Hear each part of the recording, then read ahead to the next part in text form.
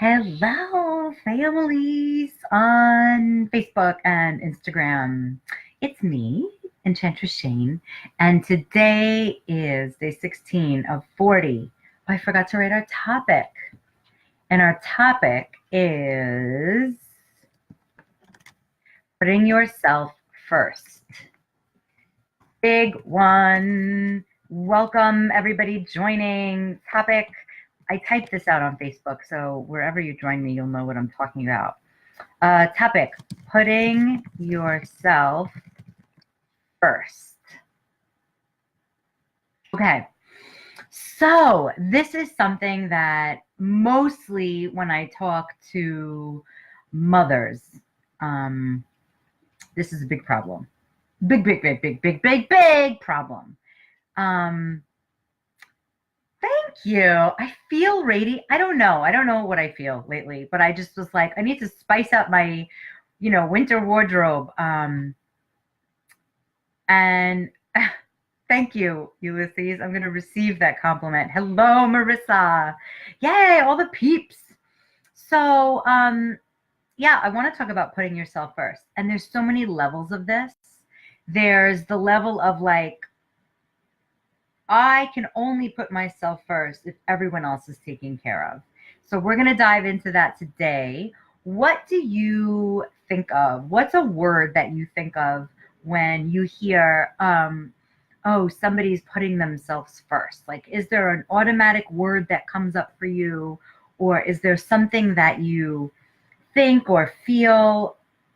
Yay. What's up, sister goddesses? Yay. So when we talk about putting ourselves first, I want to really share that we are not trained to do that. We are trained to take care of the rest of the world. I have a feeling this is more relatable to women. But I love all the people that chime in now that I'm all cozied up. So when I talk about putting yourself first, it can mean like boundaries. So if anybody has a love of discussing boundaries. I do, because I didn't even grow up knowing there was such a thing as boundaries. I just thought people were fucking assholes. I just thought people would ask or do or be annoying. And I never realized like people can ask and say and do whatever they want. I have the option to say, no, thank you. I'm sorry I can't help you. Or no, that doesn't work for me. No, I'm not available for that. And so it's so interesting when I talk about boundaries and when I speak to my clients about boundaries and not even telling them what to do, but just coming up with like, well, how would it, if somebody said something to them, I'll give you a perfect example. So I have a client that I'm helping her with her confidence and to basically navigate in the world in a powerful way. So that includes like making more money, and setting boundaries. So that's what I want to focus on, just to stay clear. So her mom is constantly berating her. She's in her 40s. This isn't like a little girl, but her mom is constantly asking her to do things, asking her to do this, asking her to do that. Come here, go there, bop, bop, bop, bop, bop. And she was making her nuts. And I said, hey, Gregory, and I just suggested or I offered, like, what would it be like if you said, I can't do it today? And she was automatically like, no, that would not go well with my mother. She would ask again, blah, blah, blah, blah, blah. And I was like, okay. And I'm like, what's happening for you right now? And she said her heart was getting really nervous, like thumping. And she also thought about the fact that her mom one day is going to pass away. And she didn't want to say no to her because then when her mom did pass away, she would start to feel guilty. I was like, wow. And her mother is like vibrant and alive and doing all these amazing things. She's not sick. But my client was just so worried about her mom's mortality that she didn't want to disappoint her. And so she never would set any boundaries. So as I moved away from the mom, I was like, okay, I'm not pushing.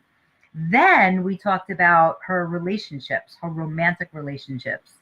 And she found that the boundary problem was the same as with her mother, except she was doing the mother role. So she was in a relationship and every relationship she was in was shitty, quote unquote shitty, because she kept asking the men to do things and she thought she was a nag. Is anybody relating to this? Yay, welcome. Yay, all the people are here. So just putting yourself first means other people might be confronted. So boundaries is something that if you never learned it as a child, or if you just thought like, oh, you have to do what people ask or you're mean, right? So if somebody who loves you asks you to do something, you have to say yes. But boundaries, and if you want to be like ninja with boundaries, it's about like taking a moment to decide, do I really want to do this? Is this something that is going to be beneficial for everyone, or am I going to hold resentment? What's up, Simon Joe? That's a fun name. So yeah, I would love to know anybody's comments or anybody's feedback or any words that are coming up when I mention putting yourself first and boundaries. I'm actually going to add that. This is such a big topic. We could probably do a couple days on it. So, oh, and I spelled pudding wrong. Boo. Okay, so we've talked about boundaries a little bit, but today I really want to explore what is it like and what do you actually think of yourself when you say no to someone. Let's see. Okay, Sister Goddess Jasmine says, I learned about boundaries in my adult life. I practice them more and more, and it feels so good, empowering. Yes. Thank you for participating, Jasmine. It really feels important. And also, I love when people see people feeling empowered. So I only learned about boundaries after I would say I was like 32. And I had no idea. Like I said, I just thought people were being fucking assholes. I was like, wow, you know, I always feel like I'm giving too much. So I would get stuck in giving too much, even when people weren't asking. And yay, what's up, Tammy? Thanks for the heart. I'm glad you're digging what I'm sharing. Yes, Tammy's all dressed up. I would imagine all the time in her cat costume. So Gregory shares, yes, I can relate. I am kind of learning how to set boundaries, but boundaries are a funny thing. They are such a funny thing because in order to set boundaries, you kind of have to have an ability to see other mindsets. So if you're stuck in one place and you're like, let's paint a picture. So there's a relationship, there's a man and a woman. They are dating for 3 months. I'll use one of my clients. I don't mention their names, but I'm going to share the story. So they're dating 3 months. They're kind of comfortable with each other, but my client is slightly getting annoyed. Hey, everybody, welcome. And she's getting annoyed because she feels like, thank you, Jasmine. I love going live. I love that you say it like that too. I love going live. And so the idea that she's dating someone for 3 months, but all of a sudden she's like, I feel like he's getting lazy, and, she's doing a lot of complaining about this man, and he's great. Like, they have a really nice relationship, except that she is blaming him for a lot of things and she's making him wrong. And my question to her is, and this is where we get juicy and dive a little deeper, is even on very subtle terms, if you are putting someone else's needs in front of your own, you are dampening the desire and the passion in that relationship. I want to say that again. Yes, Ulysses, bad habits, and that's where we're going to move towards next. So if you are putting someone else's needs before your own, you're taking out the spice, you're taking out the passion, you're going to get resentful, you're going to blame the other person, and you're going to make them wrong. And there is nothing fucking sexy or sensually self-expressive about that. And actually, you go into the paradigm of being a nag, whether you're a man or a woman. And that is one of the parts of being in the wounded feminine. What's that? Is that my... What am I leaning on? Oh, it's my arm. So the wounded feminine is something like very, like lets their emotions run everything. So the wounded feminine doesn't self-care. She just lays around lethargically And this, I want to say, not just she, but the feminine energy, not the feminine woman, but the feminine unhealthy or wounded feminine is victim. So I'm going to go into this tonight, actually, more in the Awkward Enchanted Coven. Yes, yes. So expectations, demands in a way that is not based on self-love. So if you're putting your partner's needs in front of your own, there is no way that you can receive pleasure in life with that person, because you're ending up being a caregiver. Does anybody here put up your hands if you are an extra caregiver, if you overgive until you're depleted, and then you get slightly pissed and slightly like you're going to bite motherfuckers' heads off? So thank you for the thumbs up. Yeah, it's like, I know that. Thank you for everybody who's admitting it. It's so good to say it out loud. When we over caregive, we turn that dynamic into mother-son. And it fucking sucks. It really doesn't feel good. Hey, Derek, nice to see you.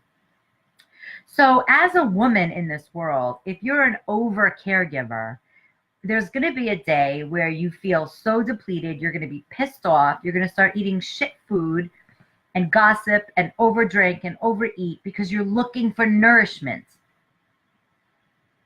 And so the unhealthy feminine energy is all about victim, martyr, naggy. But if you're in your feminine power, that doesn't mean like feminine nasty power, but it means receiving. It means being open for dialogue. It means having emotions, letting them be chaotic, but knowing they don't rule the planet. They're not ruling the world. And it also means tremendous amounts of self-care, so that when people project their shit on you, that you have this like ability to be a ninja and to like hold back from receiving in any of the energy that is like not serving. Now, if you're a mom, I totally get it. I used to work with only mothers, and it's a thing, right? You do have to caregive. But especially if you have sons, you are training them to be interdependent males growing up. So it's really important to have them be independent in certain areas. Now, I have mothers in my Enchanted embodiment coaching practice who are fucking doing their son's laundry at 17 and 18 years old. That is not okay. Because what happens is when they date and they are involved in a relationship, they expect that shit. And that sucks. You don't want to have a son or a daughter that is just so reliant on you, because it touches on codependency. Okay, so Jasmine says learning better. Great. Marissa says, I had to change when I realized it wasn't reciprocated. Yeah, and that growing pain of changing from being, hey, Jazzy Tunes, from being over caregiving to pulling back, it could feel painful in your body. It could feel like you're doing the wrong thing. But you're not. You are doing the right thing. Hey, Gila, I'm so glad you're here. Okay, so Gregory says, see, there are boundaries to set on setting boundaries. Yes. It's like, where do you draw the line between you doing a favor for someone and then you have to ask, do they help you they have to ask, do they help you out when you need it? Okay, great. I'm glad you're bringing that up. Welcome, Sister Goddess. So, Gregory, this is what I truly believe. And if anyone disagrees, please bring it. If you're doing someone a favor to get it just like because you want to, but also because you're going to call back in that favor, then don't do the favor. That tit for tat shit, it doesn't fucking work. And actually, it doesn't work sexually. It doesn't work between friendships. It doesn't work. Like, if anybody wants to give a gift, or if somebody wants to do a favor, do the thing, give the thing, and be grateful for your gift of service. Now, we're all a bunch of little kids, actually, and we want things to be fair. I gave you this, and I want it back when I call in for it. but no. That is wounded masculine giving. And I say that because if you're expecting, and Marissa said it earlier, if you start expecting things back, yes, exactly, Gregory. If you're keeping score, if you're like, well, I picked you up from this place, why can't you pick me up? It's like, I'm sorry, I can't help you. And actually, I work with a lot of people on their communication about this because often it gets, we don't have the tools, we don't have the common way to speak. And then when we say no, it comes out with so much anger and aggression. But instead of just saying like, no, I can't help you, or I can't do the favor back, or actually just stopping to talk to that person because you feel stupid or you feel like you owe them, it's really nice just to say to somebody, it's really hard for me to say no to you, but I can't do it this time. Like, that's so much nicer than saying, no, I can't help you, or just ghosting and not doing anything and not saying anything. So Marissa says, right, it's like lending money when you really need it. Yes. Don't lend money unless you can assume you're never going to get it back. You know, if it's a loan conversation, then you and that person need to have a conversation like, okay, what's the payment plan? But if it's like you're giving money, we used to do this with my friends. We would give each other $200 whenever we kind of needed it. And then left, no question about it. And then I remember my friend did this for me. She gave me $200 and I was like, wow, my friend Zoe, it was a really long time ago. And I remember thinking like, this is amazing. And then I gave it to a friend not that long ago. And it's interesting. I'm teaching myself a lesson. I have to let that $200 go. Just to let it go. So yes, great. Jasmine says, I mentally solve expectation by replacing it with appreciation. That's really great. And actually, if anybody is a rapper, there's some bars for you. Like, you can solve expectation by replacing it with appreciation. Oh my goodness. All right, everybody. So I'm really excited about this topic because it's something that can really change the way we relate to each other. And especially like when people get involved in some Facebook drama. Who here gets involved in Facebook drama? And the way we communicate with each other, I catch myself sometimes being so obnoxious to people, especially politics. Like, I usually don't get involved, but if somebody says something that's so ridiculous and I get caught up in a moment, what I end up saying is, if they try to just say some weird shit, I'll just say like, oh, I have compassion for you. I see how limited you are. And they're like, they don't get it. But the idea is that we don't have to be mean to each other when we're setting boundaries. And when we're putting ourselves first, the other person might take it as mean. They might be like, oh, this and this person's such a bitch, or they're so selfish. But the truth is, the more selfish you are, the more it gives other people permission to be selfish. And then when they really genuinely want to give something, they will. But it won't feel like it's, owed. Because that's a really gross feeling. What up, Top Cat, big dog? So that's the point today, is I invite you all to start putting yourself first. And yes, that means over your children. That means over your lovers, your neighbor, the old person down the street. And I remember I was working with myself, actually, and I had one of my oh my goodness, Michelle, of course you're showing up right now as I mentioned the word selfish. That is beautiful. Michelle is a beautiful soul, and the name of her business is Radically Selfish.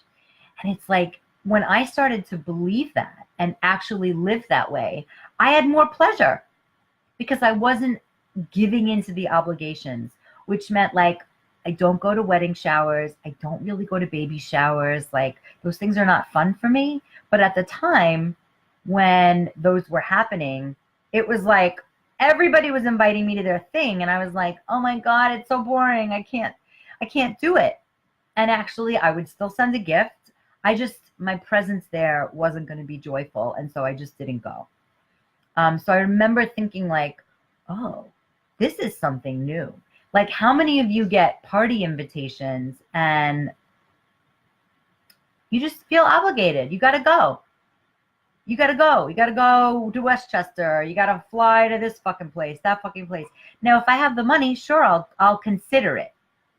But it's really hard when there's something that you just don't want to do. When I used to work with only moms, they would say like, "Oh, their kid flips out at all the parties." And I'm like, "Why are you going?" "Well, they came to our party, bop, bop, bop, bop, bop." And I'm like, "Okay, if you feel you have to go and your kid loses their shit after 20, 30 minutes, go for 20, 30 minutes and then get out of there. Why do you have to spend the whole day?" And it's that kind of stuff, like the family obligations, the obligations of when you're in a relationship and it's new. You don't want to cancel because you feel bad. You don't want to let them think you don't like them. Beautiful. Yes. Yes, Gregory. So Gregory says, it's my responsibility to realize I am the lender and taking it at risk. Absolutely. So that happens with money when you loan money. Don't ever expect it back. And if you do, write down an agreement and come up with a payment plan. And then also surrender and let it go. Okay, Jasmine says, me too. It's hard, damn it. But being silent when provoked to speak is something I want to master. And then I can rule the world. It is so true. Silence speaks volumes.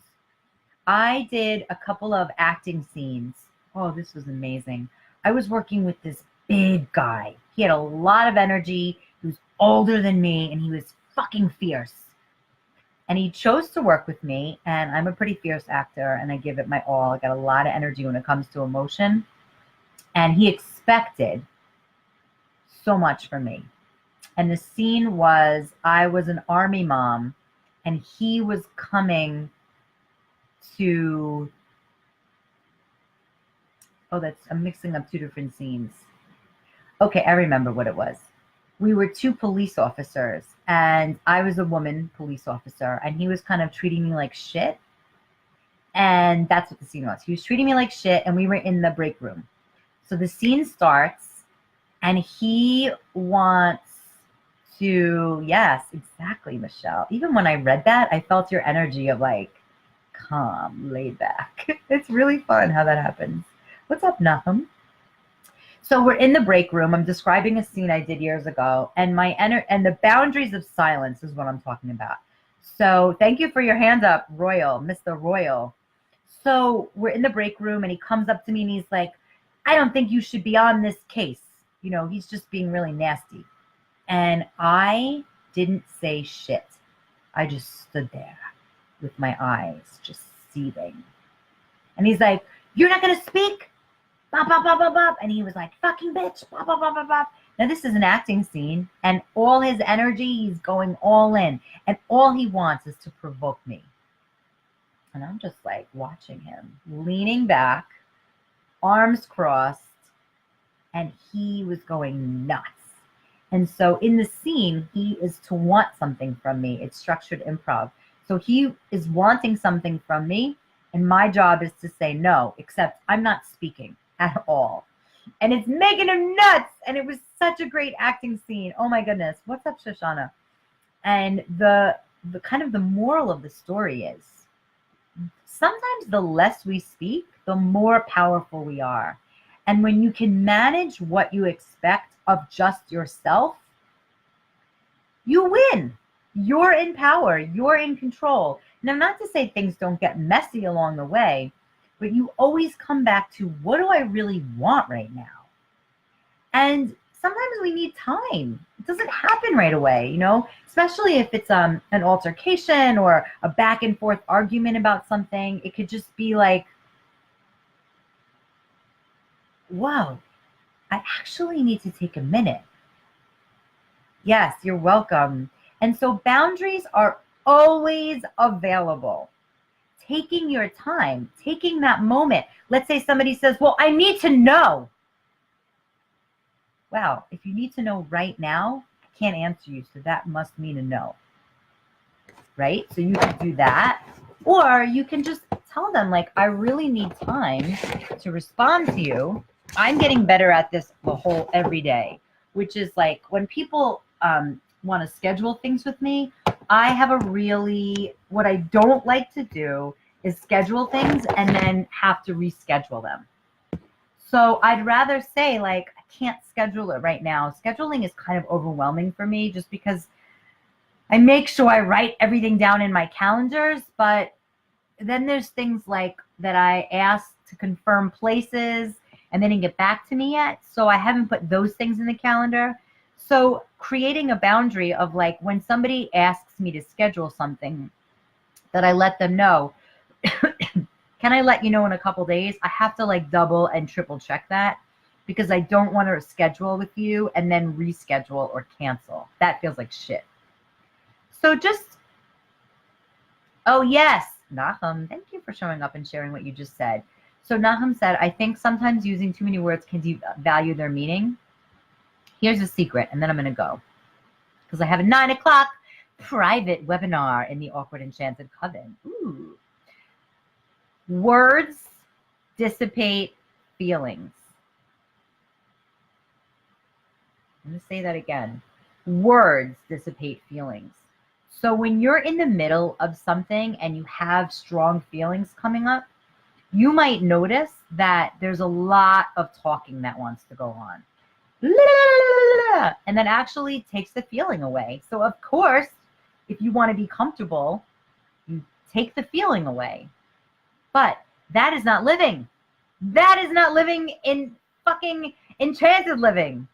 Enchanted living means being discerning, but knowing when feelings come up, when to open them. Now, it is definitely a vulnerability, but it brings you closer to the person and yourself. Okay, Tammy Jean says, silence is powerful, but also not exactly respectful. I think silence is best reserved for people conversations that you're finished with, not relationships you want to improve. It's important to speak your truth to those who are willing to listen. So I partially agree. I've used silence. I think silence is respectful because if words come flying out, they can be more disrespectful.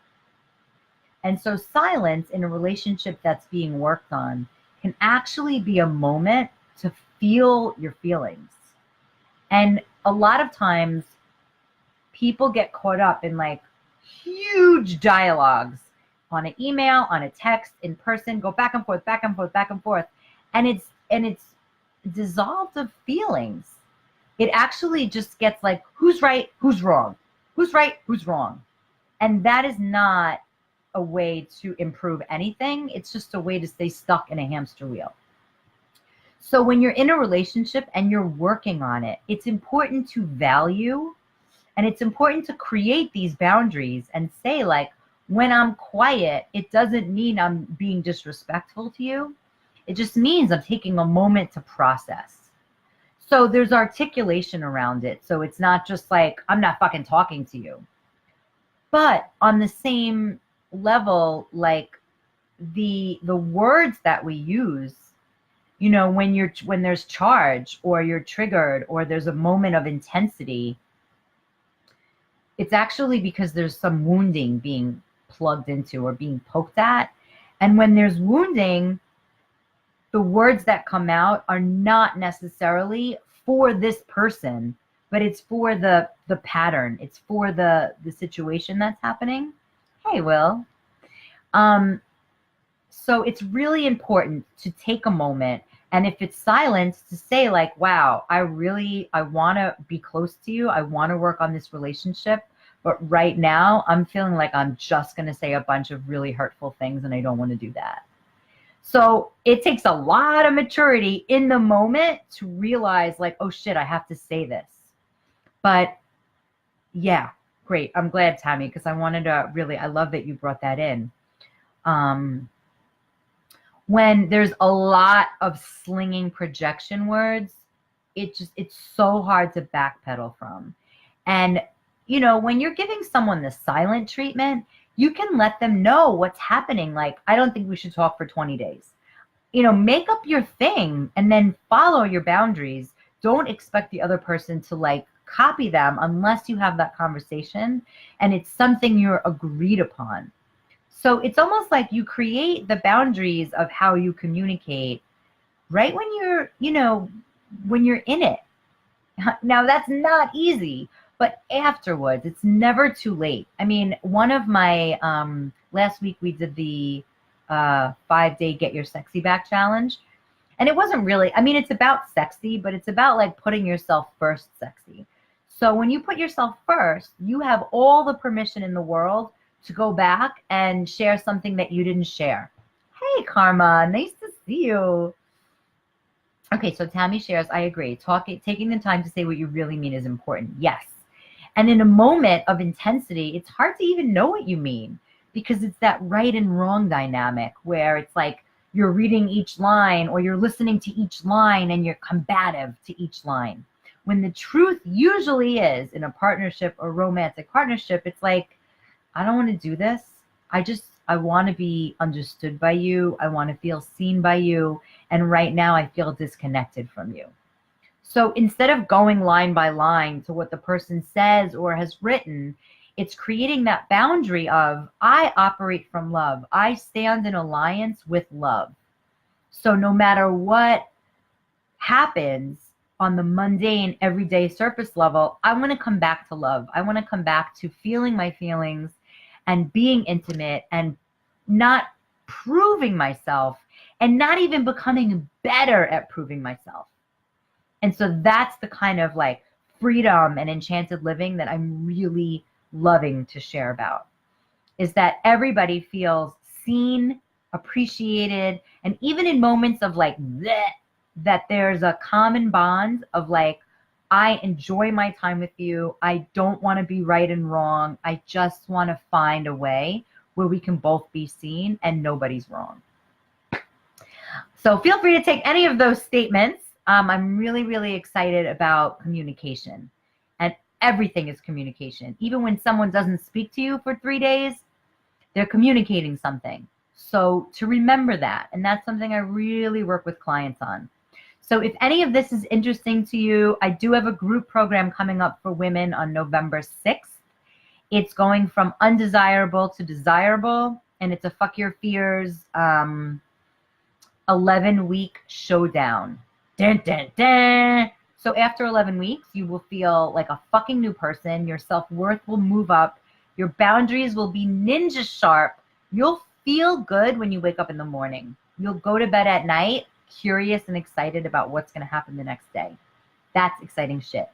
And I also have a couple of spaces, 3 spaces to be exact, for private one-on-one clients and men or women. And that's how to better work through your intimacy challenges and how to use your energy so that you thrive and you don't just like go to the gym, eat healthy, and then feel like shit when you go to bed and numb out. All right, so if you are a woman, tonight in the Awkward Enchanted Coven, I am doing a toe dip into shadow work. So it's a webinar, a live one. And shadow work, I'm basically going to share with you the scope of life, love, and being sexy and appreciating yourself, and what happens if you don't do the things, how it shows up in your life. So I always am concerned if everyone understands what I'm saying, but I trust that if you're here watching, then you are an enchanted alien and you understand me. So if you haven't already subscribed to my YouTube channel, I invite you to do that right now. There's amazing content on there. And also, if you missed any of these 16 days so far, you can watch the others. I've been uploading them there because I'm pretty snazzy. And for my own selfishness, I'm asking you to do this because when I have 100 subscribers, I only need 25 more, I can then name my YouTube channel, which feels like I really want to do that. And I want to share one of my clients' little testimonials, like who graduated from my Fuck Your Fears program. So you can watch that. And then if you're a man or a woman and you're interested in intimacy between genders, please join me over here in the Relational Embodied Intimacy group. I do a lot of interviews with amazing, powerful men who are bringing amazing shit to the world. Amazing, excited, amazing, excited, amazing, excited. Those are my favorite words. All right, everybody, have a blessed, beautiful evening. Light ahead. It is the week of Halloween. The veils between the living and the dead and our ancestors are very thin right now. So watch all the signs, ask your ancestors to answer you questions in your dreams. It's really important that you tune in to the wisdom of the people that came before us. We don't have all the answers. Things look like a mess in the world, but they're up there and they're here helping us wherever they are, in your heart, in your head, in your church, in your synagogue, doesn't matter. The ancestors are loud and they're ready to answer you.